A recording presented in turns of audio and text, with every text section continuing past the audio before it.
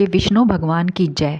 आज हम पुरुषोत्तम मास पूर्णिमा की एक ऐसी रहस्यमयी कथा सुनेंगे। कथा को पूरा अवश्य सुने। जब भगवान ने भिखारी बनकर भक्त की परीक्षा ली तो क्या हुआ। बहुत समय पहले की बात है। एक गांव में माधव नाम का एक गरीब किसान रहता था।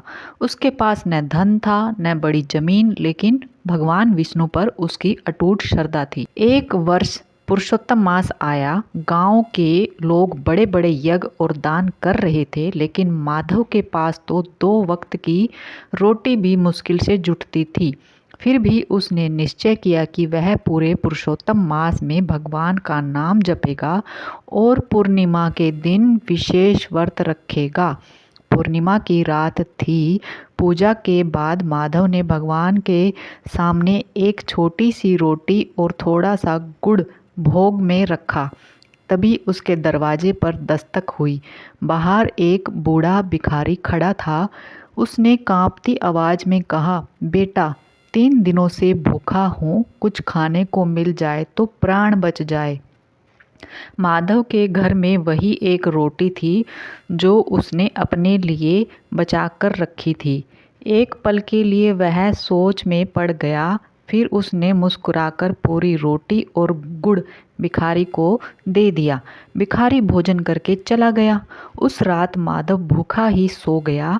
आधी रात को अचानक उसके कमरे में दिव्य प्रकाश फैल गया। माधव की आंख खुली तो उसने देखा कि वही भिखारी 4 भुजाओं वाले दिव्य स्वरूप में खड़ा है। हाथों में शंख, चक्र, गदा और पद्म सुशोभित थे। माधव समझ गया यह कोई और नहीं, स्वयं भगवान विष्णु थे। भगवान बोले, माधव, आज मैंने देखा कि तुम्हारी भक्ति केवल शब्दों में नहीं, त्याग में भी है। जिसने अपनी भूख भूलकर किसी और की भूख मिटाई, उसने मुझे ही भोजन कराया। यह कहकर भगवान ने उसे आशीर्वाद दिया। अगली सुबह जब माधव उठा तो उसने देखा कि उसकी सूखी जमीन पर पानी का स्रोत टूट पड़ा। कुछ ही वर्षों में उसकी खेती लहराने लगी, लेकिन सबसे बड़ा वरदान यह था कि उसके मन से भय, लालच, दुख सदा के लिए समाप्त हो गए। तभी से कहा जाता है, पुरुषोत्तम मास की पूर्णिमा पर किया गया सच्चा दान, निस्वार्थ सेवा सीधे भगवान तक पहुंचती है।